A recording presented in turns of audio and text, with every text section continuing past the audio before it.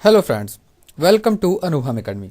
Guys, DRDO MTS का paper जल्द ही होने वाला है और उसको ध्यान में रखते हुए हमारी टीम आपको प्रीवियस ईयर पेपर सॉल्व करा रही है। और आज हम रीजनिंग के 25 से 30 क्वेश्चन सॉल्व करेंगे बड़े ही आसान तरीके से। गाइस, इस प्रीवियस ईयर पेपर को सॉल्व करने से पहले मैं आपको बताना चाहूंगा कि जितने भी रीजनिंग के क्वेश्चन आज हम सॉल्व करेंगे उसी क्वेश्चंस को हमने फ्री मॉक टेस्ट में भी कन्वर्ट कर दिया है। डिस्क्रिप्शन में लिंक दी गई है, उस लिंक पर क्लिक करके आप फ्री मॉक टेस्ट दे सकते हैं। उसके बाद आपने कहां पर क्या गलती की है उसे समझने के लिए इस वीडियो को ध्यान से देखें। इसके साथ ही आगे की वीडियो और फ्री मॉक टेस्ट को मिस ना करने के लिए हमारे चैनल को आप सब्सक्राइब कर सकते हैं। उसके साथ ही बेल आइकन को दबाना ना भूलें। तो चलिए शुरू करते हैं। तो पहला क्वेश्चन पढ़ेंगे। एक तबेले में 58 गाय थीं। तो यहाँ पर हम जैसा बोल रहा है क्वेश्चन पर वैसा लिखते जाते हैं। एक तबेले में 58 गाय थीं, उनमें से 52 बीमार हो गईं। तो 52 अगर बीमार होती हैं तो कितनी बचती हैं? तो 52 अगर बीमार हुई तो यहाँ पर 6 हुआ और यहाँ पर 4 हुआ, मतलब 46 हमारे गाय जो हैं वो सेफ है ना। और जो 52 बची हैं वो बीमार है, तो यहाँ पर हम लिख लेते हैं बीमार है 52। आगे पढ़ते हैं। उन सभी बीमार गायों में से 11 को छोड़कर सभी बच पाई, मतलब 11 मर गई और सभी बच गई, मतलब जो 11 हैं गाय हैं वो मर गई। तो बची कितनी? इसमें गया 1, यहाँ पर आया 41, मतलब 41 गाय जो हैं वो तो बच गई और 11 गायें मर गई। आगे पढ़ते हैं। 9 गायें तबेले में लाई गई, मतलब 9 गायें और ले आई गई। तो यहाँ पर चलिए लिखते हैं कि जो 9 गायें थी और ले आ लिए हैं हम। तो यहाँ पर कितना हुआ? 9 6 15 की 5, हासिल आया 1, 4 1 5, मतलब 55 गायें तो ये हमारी हैं। और जो 41 गायें हैं जो बीमार होने के बाद बच पाई हैं। तो अभी यह क्या पूछ रहा है कि अब दूध वालों के तबेले में कितनी गायें मिलेंगी? तो 55 गायें तो ये वाली हैं और जो बीमार होने के बाद बची हुई 41 गायें हैं। तो 55 में अगर हम 41 जोड़ते हैं तो क्या आएगा? 5 1 6, 5 4 9, 96, मतलब इस तबेले में 96 गाय हमको अब सेफ मिल जाएंगी, मतलब जिंदा गायें 96 हैं। तो अगला क्वेश्चन पढ़ेंगे। एक फोटो को देखकर एक लड़के ने कहा, वो मेरे पिताजी की माताजी के इकलौते बेटे की पत्नी है।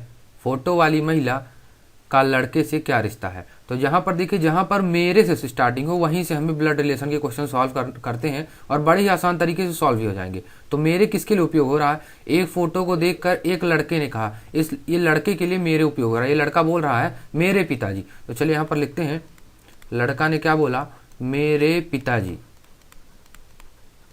आगे क्या बोल रहा है? मेरे पिताजी की माताजी। तो मेरे पिताजी की माताजी के इकलौते बेटे, तो मतलब इकलौता बेटा तो खुद हो गया, की पत्नी है। तो यहाँ पर होगा पत्नी है। तो फोटो वाली महिला का लड़के से क्या रिश्ता है? तो इस लड़के का इस महिला से क्या रिश्ता होगा? माँ का रिश्ता होगा, क्योंकि ये इसके पिता और पिता की पत्नी तो माँ। तो आंसर नंबर ए जो है, ऑप्शन नंबर ए, यही सही होगा। अगला क्वेश्चन पढ़ते हैं। एक विशेष शहर में जेडके के फिल्म ही लोगों को देखने के लिए एकमात्र विकल्प है।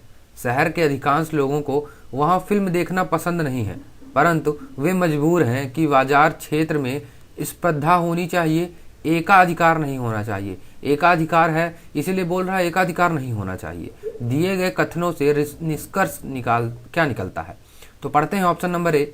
जेडके फिल्म ने शहर के अधिकांश लोगों को रिश्वत दी है। बिल्कुल नहीं, यहाँ पर ऐसा कुछ भी नहीं है। यहाँ पर देखिए, हमने कथन पढ़ा, ऐसा हमें कुछ भी नहीं मिला।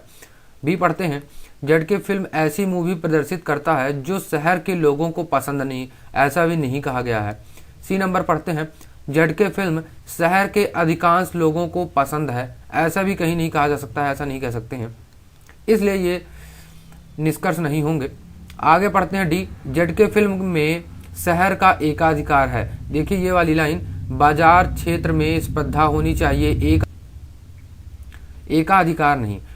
अगर एकाधिकार है इसीलिए तो बोल रहा है कि स्पर्धा होनी चाहिए, एकाधिकार नहीं होना चाहिए। और यहीं पर देखिए ऑप्शन नंबर डी पर बोल रहा है कि जेडके फिल्म में शहर का एकाधिकार है, तो यही ऑप्शन हमारा सही होगा। ऑप्शन नंबर डी सही ऑप्शन होगा। अगला क्वेश्चन पढ़ेंगे। ब्लू इज ब्लैक को 1 to 7 लिखा जाता है। Black is beautiful and fun को 95214 लिखा जाता है। और rose is black and beautiful को 52189 लिखा जाता है। तो रोज की वैल्यू हमें निकालनी है। रोज देखिए यहाँ पर है, तो चलिए ऐसा कुछ फाइंड आउट करते हैं कि जो दो में मैच हो जाए, कट जाए, तो हमें रोज बस बचे। तो देखिए हमें ऊपर जाने इस ऑप्शन की जरूरत ही नहीं पड़ेगी। देखिए यहाँ पर ब्लैक लिखा हुआ है, इसमें भी ब्लैक है, यहाँ पर इज है, यहाँ पर भी इज है, ब्यूटीफुल यहाँ पर भी है, ब्यूटीफुल यहाँ पर भी है, एंड यहाँ पर भी है और एंड यहाँ पर भी है। तो इसकी वैल्यू ये है और इसकी वैल्यू ये है। तो देखिए काटते हैं, 5 कटा 5 से, 2 कटा 2 से, 1 कटा 1 से, 9 कटा 9 से, तो बचा क्या 8। देखिए यहाँ पर सिर्फ एक वैल्यू सेम नहीं थी रोज की, रोज ऊपर कहीं भी नहीं है। और देखिए यहाँ पर ये 9 है, सॉरी 8 जो है वो 8 ही रोज की वैल्यू होगी। क्यों होगी? क्योंकि देखिए ब्लैक इज ब्यूटीफुल एंड की वैल्यू इनमें से कोई हो सकती है, और ब्लैक इज ब्यूटीफुल एंड यहाँ पर भी इनमें से ये दोनों वैल्यू सेम हुई। तो सेम वैल्यू होने के बाद बचा हमारे पास 8, और यहाँ पर हमारे पास बच रहा है रोज। तो रोज की वैल्यू क्या होगी? 8 होगी, 8 होगी। और रोज यहाँ पर देखिए 8 नंबर, ऑप्शन नंबर बी। तो अगला क्वेश्चन है हमारा नॉन वर्बल रीजनिंग से। नॉन वर्बल रीजनिंग में लोग बहुत ज़्यादा फंसते हैं। तो गाइस एक बार वीडियो को पॉज करिए और लगाने की कोशिश करिए। गाइस आई होप आपने वीडियो को पॉज किया होगा और एक बार लगाने की कोशिश की होगी। तो चलिए अब मैं इसकी ट्रिक बताता हूँ कि यहाँ पर क्या आएगा। तो देखिए यहाँ पर ये जो छोटा वाला है, ये जो हेक्सागन है, ये सबसे बाहर आ गया है। इसके बाद ये लगा दिया गया, फिर ये लगा दिया, मतलब इस बाहर वाले को उठा के बाहर रख देना है। इसके बाद बाकी बचा हुआ रख देना है अंदर उसके। तो सबसे अंदर क्या है? यहाँ पर देखिए सबसे अंदर है ट्रायंगल। तो सबसे पहले हम बनाएंगे क्या? यहाँ पर ट्रायंगल बनाएंगे। इसके बाद सबसे ऊपर क्या है? बस ऊपर उठा के रखते जाना है, मतलब इसको हटा दीजिए, इसको सबसे बाहर कर दीजिए, हमने बाहर कर दिया। अब बस इसको उठा के अंदर रख दीजिए। देखिए हम इसको उठा कर अंदर रख दिए यहाँ पर, फिर अंदर हुआ स्क्वायर, फिर इसके अंदर क्या है? सर्कल है। देखिए अब इसको चेक करने के लिए आगे देखिए, तो सबसे अंदर सर्कल है, तो देखिए सर्कल बाहर हो गया।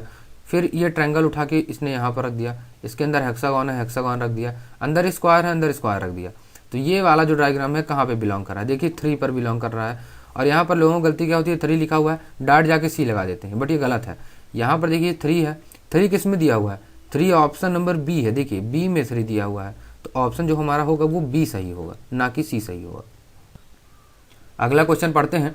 निम्नलिखित प्रश्नों का जवाब देने के लिए कथन में दिया गया डाटा पर्याप्त है।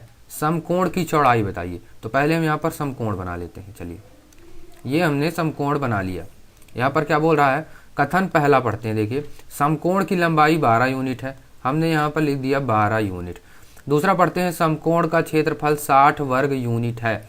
तो वर्गफल होता क्या है? क्षेत्रफल होता है लेंथ इंटू ब्रेड्थ, लंबाई गुणे चौड़ाई, बराबर कितना दिया है? वो 60 दिया हुआ है। तो अगर हमें लंबाई पता है 12 यूनिट, तो हमें चौड़ाई तो पता चल जाएगी। मतलब अगर ये है और ये है तो हमें आंसर मिल जाएगा। मतलब 1 + 2, कथन 1 + कथन 2 बराबर आंसर सही मिल जाएगा हमें। चलिए ऑप्शन नंबर 3 देखते हैं क्या है। समकोण का पेरीमीटर 34 यूनिट है। पेरीमीटर मतलब होता क्या है? 2 × लंबाई धन चौड़ाई बराबर कितना दिया हुआ है? 34 यूनिट दिया हुआ है। तो यहाँ पर हमारे पास लंबाई तो दी हुई है 12, 2 पहले से है, प्लस बी। तो यहाँ पर देखिए यहाँ से भी आंसर हमारा निकल रहा है, यहाँ से भी हमें चौड़ाई मिल पाएगी। तो मतलब पहला और तीसरा भी मिला देते हैं तो भी हमें आंसर मिल जाएगा। तो ऑप्शन चेक करते हैं। देखिए कथन 2 पर्याप्त है, बिल्कुल नहीं। कथन 3 पर्याप्त है, बिल्कुल नहीं। 1 या 2 या 3 में से कोई एक कथन पर्याप्त है, बिल्कुल नहीं। कथन 1 ठीक है, एवं कथन 1 या 3 में से एक पर्याप्त है, बिल्कुल सही। मतलब या तो हम 1 या 2 ले लें, या तो हम 1 या यहाँ पर 3 होगा, 1 या 3 ले लें। तो मतलब ऑप्शन नंबर डी सही होगा। Option number D is the right answer. तो अगला क्वेश्चन है हमारा, अगर स्पायर को डिजायर लिखा जाता है तो आस्क्यू को क्या लिखा जाएगा? गाइस अगर आपकी इंग्लिश स्ट्रांग है तो ये क्वेश्चन तो आप कर ले जाएंगे, और अगर इंग्लिश स्ट्रांग नहीं होगी, तो वोकैबुलरी स्ट्रांग नहीं होगी, तो आप छोड़ ले जाएंगे इसको। तो देखिए स्पायर का जो समानार्थी होता है वो डिजायर होता है। तो आस्क्यू का समानार्थी क्या होगा? तो मैं आपको बताता हूँ। आस्क्यू का जो समानार्थी है वो क्रूग्ड होता है, क्रूग्ड। तो ऑप्शन नंबर बी जो है वो सही होगा। तो हमारा अगला क्वेश्चन है पजल से। पढ़ते हैं। एक चिड़ियाघर में 5 पिंजरे क्रमवार स्थित हैं। अनियमित क्रम में बाईं से दाईं ओर, ऐसे कि बाघ को हाथी के बगल में रखा गया है। जो बाघ है उसको हाथी के बगल में रखा गया। अब हमें ये नहीं पता है कि हाथी इधर होगी या बाघ इधर होगा, तो इसलिए हमने यहाँ पर एक लकड़ी खींच दी है, या तो बाघ इधर हो सकता है तो हाथी इधर हो सकती है। उसी तरह से दूसरे नंबर में लिखा गया है शेर को बंदर के बगल में रखा गया है। उसी तरह से हम भी यहाँ पर बना देते हैं, जो शेर है उसे बंदर के बगल में रखा गया है, या तो बंदर इधर भी हो सकता है या तो इधर हो सकता है। तीसरा नंबर पढ़ते हैं, मोर बंदर और बाघ के बीच में स्थित है। जो मोर है वो बंदर और बाघ के बीच में है। देखिए मोर जो है वो बंदर और बाघ के बीच में स्थित है। आगे पढ़ते हैं, शेर का पिंजरा मोर के दाईं ओर है। तो मोर के दाईं ओर शेर का पिंजरा है। शेर का पिंजरा है, ये देखिए हमने यहाँ पर दाईं ओर बना दिया है, मोर के दाईं ओर शेर का पिंजरा है। चलिए यहाँ पर हम सॉल्व करते हैं। तो देखिए ये वाला हमारे पास, पहले इसको उपयोग करते हैं। इसका उपयोग क्यों करेंगे, क्योंकि इसके अलावा हमारे पास कुछ कंफर्म तो है नहीं कि हम किसको कहाँ पर बना दें। तो चलिए यहाँ पर बनाते हैं, मोर यहाँ पर बना देते हैं। अब हमें ये तो नहीं पता है कि बंदर इधर ही होगा या इधर होगा, तो दो डायग्राम बना लेते हैं। चलिए तो यहाँ पर हम बंदर बना लेते हैं, यहाँ पर बाघ बना देते हैं, और एक डायग्राम नीचे और बना देते हैं, और बंदर को इस बार इधर लिख देते हैं और बाघ को हम इधर इस बार लिख देते हैं। चलिए तो ये वाला तो हमारा हमने लिख दिया। आगे पढ़ते हैं, मोर शेर के दाईं ओर है ना। तो मोर यहाँ पर है तो शेर इधर ही होगा, क्योंकि यहाँ पर तो पहले से कुछ लिखा हुआ है, तो यहाँ पर शेर होगा। मतलब हमने ये वाला भी डायग्राम में बना दिया। आगे क्या पढ़ते हैं, जो शेर है वो बंदर, शेर और बंदर अगल बगल है। तो देखिए शेर और बंदर अगल बगल आ रहे हैं, बिल्कुल आ रहे हैं। और यहाँ पर क्या आ रहा है, शेर के बगल में तो बाघ आ रहा है, पर हमारे पास जो ऑप्शन था उस ऑप्शन में शेर और बंदर अगल बगल होने चाहिए। तो शेर और बंदर अगल बगल हैं, तो ये वाला तो हमारे पास ये कट गया। देखिए हमारे पास एक ही ऑप्शन बचा, मतलब हमने ये भी कर लिया। यहाँ पर क्या बोल रहा है, बाघ और हाथी अगल बगल है, तो बाघ यहाँ पर है तो हाथी यहाँ पर आएगा, और हमने ये पजल को सॉल्व कर ली। देखिए पहले हाथी आएगा, फिर बाघ आएगा, फिर मोर आएगा, और फिर बंदर आएगा, फिर शेर आएगा। चलिए पढ़ते हैं पहला, मोर का पिंजरा है। तो मोर का पिंजरा है, मोर कहाँ पे है, बीचों बीच है। पढ़ते हैं क्या है, बाएं से चौथा, बिल्कुल नहीं। दाएं से तीसरा, दाएं से 1 2 3, तीसरा ये हो सकता है, ठीक है, ये यही है। एक बार फिर यहाँ भी पढ़ लेते हैं, दाएं से चौथा, बिल्कुल नहीं। बाएं से दूसरा 1 2, बिल्कुल नहीं, मतलब बी सही होगा हमारा, ऑप्शन नंबर बी। अगले क्वेश्चन में क्या पूछ रहा है, कौन सा पिंजरा सबसे दाईं ओर है। तो दाईं ये है और बाईं ये है, तो दाएं ओर क्या है, शेर है, तो ऑप्शन नंबर सी सही होगा। तो अगला क्वेश्चन है हमारा, यदि मोर के पिंजरे को वहां से हटा दिया जाए। तो चलिए मोर को यहाँ से हम हटा देते हैं, ये देखिए हटा दिया हमने। आगे पढ़ते हैं, तो केवल 4 पिंजरे बचते हैं, बिल्कुल 1 2 3 4। तो दाएं से तीसरा पिंजरा किसका होगा। तो ये दायां हुआ, दाएं से तीसरा 1 2 3, दाएं से तीसरा पिंजरा जो है वो बाघ का होगा, ऑप्शन नंबर बी। तो ऑप्शन नंबर बी सही होगा। तो अगला क्वेश्चन है हमारा अल्फाबेटिकल सीरीज का। तो गाइस एक बार वीडियो को पॉज करिए और लगाने की कोशिश करिए। गाइस आई होप आपने वीडियो को पॉज किया होगा और लगाने की कोशिश की होगी। तो चलिए मैं इसका सोल्यूशन बताता हूँ। देखिए यहाँ पर क्या है, DCBA, इसको उल्टा पढ़ते हैं ABCD, है ना। डी के बाद क्या होता है, ABCDE, ई आता है, ई यहाँ पर देखिए मिसिंग है। इसके बाद फिर यहाँ से उल्टे तरीके से FGHI, आई के बाद जे मिसिंग होगा, और जे अगर मिसिंग हुआ तो यहाँ पर क्या होगा, KLMN, यहाँ पर मैं बड़ा लिखता हूँ यहाँ पर KLMN। यन के बाद क्या होता है, यहाँ पर अगर O होगा तो O के बाद देखिए PQRS आ रहा है, मतलब ये ऑप्शन हमारा सही होगा। तो देखिए यहाँ पर कहाँ पर आ रहा है, KLMN, तो मतलब ऑप्शन नंबर हमारा सी सही होगा। गाइस इसे मैं बाय A का 1, B का 2, C का 3 भी करके कर सकता था, बट जब हमारा नॉर्मल देख कर ही आंसर आ रहा है तो हम क्यों पढ़े ज़्यादा डिटेल मेथड पर। सीधे देखिए यहाँ पर अगर हम उल्टे तरीके से चलते हैं तो D आएगा, एक बार E छोड़ दिया, इसके बाद F ले लिया, यहाँ तक I तक आया, फिर J छोड़ दिया तो क्या आएगा, KLMN आएगा, और आंसर हमारा आ गया। तो हमें लेंदी मेथड नहीं, स्मार्ट वर्क करके आंसर निकाल लेना है।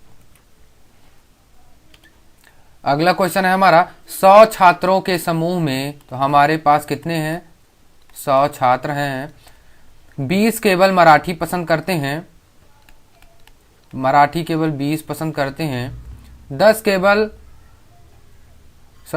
30 केवल हिंदी पसंद करते हैं, तो हिंदी कितने पसंद करते हैं 30। 25 केवल तमिल पसंद करते हैं, तो तमिल कितने पसंद कर रहे हैं 25। 10 को मराठी और हिंदी दोनों पसंद है, तो मराठी और हिंदी 10 को पसंद है। आगे पढ़ते हैं। 5 को बंगाली और तमिल पसंद है, तो तमिल और क्या पसंद है बंगाली। कितने को पसंद है 5 को। तो क्या आगे क्या लिखा हुआ है, तथा शेष को केवल बंगाली पसंद है, तो जितने बचेंगे उन्हें बंगाली पसंद है। तो पूछ क्या रहा है, बंगाली पसंद करने वाले छात्रों की तुलना में मराठी पसंद करने वालों के छात्रों में अनुपात क्या है। तो पहले हम निकालते हैं बंगाली कितनों को पसंद है, तो इनको जोड़ते हैं, क्या होगा 30, 20, 50, 61, 70, 80, 85, 5, 90। तो टोटल ये 90 हुए। छात्र हमारे पास 100 हैं, तो बंगाली पसंद करने वाले कितने होंगे, सिर्फ और सिर्फ 10 छात्र होंगे। तो क्या पूछ रहा है, बंगाली पसंद करने वाले छात्रों की तुलना में मराठी पसंद करने वाले छात्रों का अनुपात क्या है। तो मराठी कितने पसंद कर रहे हैं 20, तो लिखते हैं नीचे 20 ऊपर। फिर क्या बोल रहा है, बंगाली पसंद करने वाले कितने हैं 10 हैं, तो नीचे लिखेंगे 10, कट गया तो कितना आया 2:1। तो 2:1 हमारा सही आंसर होगा, ऑप्शन नंबर डी सही होगा। तो आगे क्या पूछ रहा है, कितने छात्रों को तमिल पसंद है। तो देखिए यहाँ पर तमिल तो 25 छात्रों को पसंद है, ठीक है। यहाँ भी तो तमिल है, मतलब बंगाली और तमिल दोनों 5 को पसंद है, मतलब 5 जो छात्र हैं वो बंगाली भी हैं पसंद करते हैं और तमिल भी, तो 5 तो यहाँ भी है। तो यहाँ 25 और यहाँ 5, तो 25, 5, 30। तो मतलब टोटल तमिल पसंद करने वाले कितने छात्र हैं 30 छात्र हैं। तो अगला क्वेश्चन है हमारा, उन छात्रों की संख्या बताएं जिन्हें केवल एक भाषा पसंद है। तो एक भाषा देखिए मराठी, हिंदी, तमिल। यहाँ पर देखिए 2 भाषा पसंद है, तो ये नहीं ले सकते, यहाँ पर भी 2 भाषा, इन्हें नहीं ले सकते, और बंगाली 10।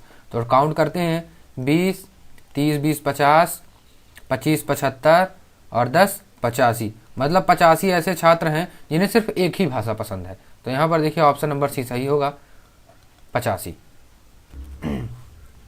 तो अगला क्वेश्चन है हमारा नॉन वर्बल रीजनिंग का। तो देखिए एक बार आप पॉज करिए और लगाने की कोशिश करिए। गाइज आई होप आपने वीडियो पॉज किया होगा और लगाने की कोशिश की होगी। तो चलिए मैं आपको बताता हूँ। यहाँ पर हमें 4 चीज़ों को भरना है जो नेक्स्ट होंगी। तो देखिए ये जो ब्लैक वाला है ये यहाँ से पहले यहाँ पर जा रहा है, ये देखिए यहाँ पर गया दूसरे बॉक्स में, और इसके बाद यहाँ से यहाँ पहुँच गया। देखिए तीसरे क्वेश्चन में यहाँ, तीसरे बॉक्स में यहाँ पहुँच गया। तो यहाँ से यहाँ गया, यहाँ से यहाँ आया। अब देखिए यहाँ से यहाँ जाएगा। देखिए एक सीरीज बन रही जेड टाइप की। तो देखिए तो हम इसी के रिस्पेक्ट में बनाते हैं, तो यहाँ पर आना चाहिए, मतलब ये देखिए ऐसे यहाँ पर हमारा ब्लैक डॉट आना चाहिए। तो यहाँ पर हमारा, हमने यहाँ पर देखिए, चलिए ब्लैक से ही बना देते हैं, ये ब्लैक डॉट आ गया है ना। अब आगे देखते हैं, चलिए ओ ये वाला सर्कल ले लेते हैं, खाली सर्कल। तो यहाँ पर पहले ये खाली सर्कल है, इसके बाद खाली सर्कल यहाँ पहुँच गया, देखिए यहाँ पहुँच गया, ये देखिए। और अगले में कहाँ पहुँचता है, यहाँ पहुँचता है, ये देखिए यहाँ पहुँच गया। तो ये ऐसे गया, ऐसे आया, अब यहाँ पर आना चाहिए। देखिए क्रॉस ऐसे बन रहा है क्रॉस, तो यहाँ आना चाहिए। तो ये वाला सर्कल यहाँ बन गया। इसी तरह से प्लस को लेते हैं, तो प्लस तो यहाँ पर है, अब प्लस यहाँ पर आया, ये देखिए यहाँ पर आया, यहाँ पर आया। इसके बाद कहाँ जा रहा है, इसके बाद प्लस उल्टा जा रहा है, ऐसे ऐसे जाने की कोशिश कर रहा है। ये देखिए पहले यहाँ था, फिर इसके बाद यहाँ पर आया, इसके बाद ऊपर गया, ये देखिए ऊपर है, तो अब कहाँ पर जाएगा, अब यहाँ पर आना चाहिए। तो देखिए अब यहाँ पर हम क्या बना देते हैं, प्लस बना देते हैं। तो बचा क्या, बचा हमारा ये, और यही हमारा सही आंसर होगा। चूज़ करते हैं कहाँ पर है ये, देखिए ये क्रॉस ये है, प्लस ये है, यहाँ पर गोला ये, मतलब ऑप्शन नंबर ए सही है, और यही ट्रिक होगी गाइस। तो अगला क्वेश्चन जो है वो हमारा है नंबर सीरीज से। गाइस एक बार वीडियो पॉज करिए और लगाने की कोशिश करिए। गाइस आई होप आपने वीडियो पॉज किया होगा और लगाने की कोशिश की होगी। तो चलिए मैं इसकी अब ट्रिक बताता हूँ, बड़ी आसान ट्रिक है। 1 का क्यूब करेंगे तो कितना होगा, 1 होगा, और +1 करेंगे तो 2 हो जाएगा। देखिए ये है। इसके बाद हम 1 के बाद आता है 2, 2 का क्यूब करते हैं और -1 कर देते हैं, तो 2 का क्यूब होता है 8, -1 करेंगे, देखिए 7 आ रहा है। 3 का क्यूब करते हैं और +1 करते हैं, तो 3 का क्यूब होता है 27, और +1 क्या होगा 28। इसी तरह चलते हैं, तो यहाँ पर होगा 4 का क्यूब -1 तो आगे क्या आएगा 5 क्यूब प्लस 1, तो 5 का क्यूब कितना होता है 125, और प्लस 1 करेंगे तो कितना आएगा 126 आएगा। देखिए 126 ऑप्शन में आ रहा है और यही सही ऑप्शन होगा। तो अगला क्वेश्चन हमारा फिर से है नॉन बर्बर रीजनिंग से। तो देखिए एक बार आप ट्राई करिए। तो चलिए मैं बताता हूँ आपको कैसे होगा। देखिए यहाँ पर ये भी डार्क कलर का है पूरा, और इसमें ये भी डार्क कलर का है, ये भी डार्क, ये भी डार्क, ये भी डार्क, ये भी डार्क, पर यहाँ पर ये तो डार्क कलर का है, पर ये जो ट्रायंगल है इसको नहीं रंगा गया है, ये तो खाली है, मतलब 2 नंबर हमारा थोड़ा डिफरेंट पड़ रहा है। तो 2 कहाँ पर है, सी पर है, तो सी सही होगा, मतलब ऑप्शन नंबर सी जो है वो सही होगा। तो अगला क्वेश्चन जो है वो हमारा सिलॉक से है। तो चलिए कथन पढ़ते हैं। कुछ कौवे रोते हैं, तो कौवे के मान लेते हैं, और जो रोते हैं उसको आर मान लेते हैं, है ना। तो रोने वाले सभी कौवे सफ़ेद हैं, तो जो रोने वाले कौवे हैं मतलब ये वाले जो हैं वो सभी के सभी सफ़ेद हैं, तो यहाँ पे ये देखिए सफ़ेद लिख देते हैं, यस। आगे पढ़ते हैं। कुछ कौवे काले हैं, तो कुछ जो कौवे हैं उनको काले बना देते हैं, तो के ए लिख देते हैं, काला को के ए लिख देते हैं, है ना। आगे पढ़ते हैं। कम से कम एक काला कौवा जो रोता है, तो कम से कम एक काला कौवा जो रोता है, देखिए बिल्कुल नहीं, यहाँ पर देखिए पूरा अलग है, कौवा जो है काला वो बिल्कुल अलग है रोने वाले से, तो यहाँ पर ये ऑप्शन नहीं होगा। दूसरा पढ़ते हैं। सभी सफ़ेद कौवे रोते हैं, देखिए सभी के सभी जो सफ़ेद कौवे हैं, ये वाला जो है ये सफ़ेद कौवे हैं वो रोते हैं बिल्कुल, क्योंकि देखिए ये रोने वाला है और पूरा ये रोने वाला इसके अंदर इंक्लूड हो रहा, मतलब सभी सफ़ेद कौवे रोते हैं, बिल्कुल सही ऑप्शन है। तो ऑप्शन नंबर जो 2 है वो सही होगा। तो केवल निष्कर्ष 2 अनुसरण करता है। तो यहाँ पर जो अगला क्वेश्चन है, देखिए यहाँ पर लिखा हुआ है H+G, इसका अर्थ क्या है, H G की माँ है, तो प्लस G का मतलब क्या हुआ, G की माँ कौन है, H है। इसी तरह से यहाँ पर 4 ऑप्शन दिए गए हैं और इन्हीं 4 ऑप्शन की वैल्यू पुट करना है, प्लस डिवाइड माइनस इनटू, और यहाँ पर रखना है और सेटिस्फाइड करना है कि T जो है वो यस की माँ है। तो चलिए पहला ऑप्शन रखते हैं, yes divided by W plus T, तो हमेशा इसे पीछे से लेते हैं। तो देखिए प्लस टी की वैल्यू क्या है, प्लस कहाँ पर है, प्लस देखिए यहाँ पर है प्लस जी, तो जी की माँ, तो यहाँ पर प्लस टी का मतलब क्या होगा, टी की माँ, तो टी की माँ क्या होगी, टी की माँ होगी W, ये देखिए हमने W लिख दिया, और फीमेल को माइनस से रिप्रेजेंट करते हैं, तो यहाँ देखिए W। अब W डिवाइडेड बाई की वैल्यू क्या होगी, तो यहाँ पर देखिए डिवाइडेड बाई वैल्यू क्या होगी, बेटी, मतलब W की जो बेटी होगी वो यस होगी, तो W की जो बेटी है वो है यस। तो क्या ये सेटिस्फाइड कर रहा है, टी जो है वो यस की माँ है, यस की माँ टी है, नहीं बिल्कुल नहीं, क्योंकि ये तो भाई बहन का रिश्ता या फिर बहन बहन का रिश्ता बन रहा है, मतलब ये ऑप्शन तो हमारा गलत हुआ। इसी तरह हम इसको भी देखते हैं, इसी तरह इसको भी देखते हैं, और इसी तरह इसको भी चूज़ करते हैं। तो मैं आपको बताता हूँ कि आप एक बार ऑप्शन नंबर सी तो देखिए, तो हम यहाँ पर देखिए चूज़ करते हैं yes divided by W minus T, तो माइनस टी की वैल्यू क्या होगी, माइनस टी की वैल्यू होगी जी का पति, मतलब टी का पति, तो टी का जो पति होगा तो ये पत्नी होगी, तभी तो टी का पति होगा W, तो ये देखिए W। आगे पढ़ते हैं, क्या है, डिवाइडेड बाई W है, तो डिवाइडेड बाई वैल्यू की क्या होगी, बेटी, तो W की बेटी जो है वो यस होगी, ये देखिए यहाँ पर हम यस लिख देते हैं। अब देखिए पढ़ते हैं क्या सेटिस्फाइड हो रहा है, टी जो है वो यस की माँ है, तो यस की जो माँ है वो टी है, ये देखिए माइनस माइनस मतलब फीमेल, और यहाँ भी फीमेल, तो यस की माँ जो है वो टी है, बिल्कुल सही, मतलब ऑप्शन नंबर जो सी है वो हमारा सही होगा। और इनको लेंगे ये भी गलत बताएगा, इसको लेंगे ये भी गलत बताएगा, और जो ऑप्शन नंबर सी है वो सही ऑप्शन है, तो option number C is the right answer. तो अगला क्वेश्चन है हमारा, यदि आई को 9 लिखा जाता है, कैप को 20 लिखा जाता है, तो जू को क्या लिखा जाएगा। गाइस ये हमें देखने पर ही पता चल रहा है कि यहाँ पर प्लेस वैल्यू लिखी गई है, आई की वैल्यू 9 होती है, और यहाँ पर सी की वैल्यू क्या होती है, सी की वैल्यू होती है 3, ए की 1 और पी की 16, तो 16 3 19 120, ये देखिए 20 लिखा हुआ है, तो जू की वैल्यू क्या होगी, तो ZOO, जेड की वैल्यू होती है 26, ओ की वैल्यू होती है 15, ओ की वैल्यू होती है 15, इन तीनों को आप जोड़ेंगे तो 15 26, यहाँ पर होगा 56, और 56 हमारा सही आंसर होगा ऑप्शन नंबर सी। तो अगला क्वेश्चन है हमारा, अगर ब्रेन को BRAIN, ब्रेन को EUDL क्यों लिखा जाता है, तो CARE, यह फ्यूएल को क्या लिखा जाएगा, केयरफुल को क्या लिखा जाएगा। गाइस एक बार आप लगाने की कोशिश करिए, फिर मैं आपको बताता हूँ। गाइस आई होप आपने वीडियो को रोका होगा और एक बार लगाने की कोशिश जरूर की होगी। तो देखिए अगर बी सी डी ई है ना, तो अगर इसमें +3 ऐड करते हैं, बी सी डी ई +3 करते हैं तो ई आएगा, आर में +3 करते हैं यू आएगा, ए में +3 करते हैं डी आएगा, आई में +3 करते हैं एल आएगा, एन में +3 करते हैं क्यू आएगा। उसी तरीके से अगर हम सी में +3 करते हैं तो एफ आएगा, ए में +3 करते हैं डी, और इसी तरह चलते जाइए यू एच आई एक्स ओ, और यही हमारा सही आंसर होगा। कहाँ पर आ रहा है? डी पर आ रहा है। मतलब ऑप्शन नंबर डी जो है वो हमारा सही आंसर होगा।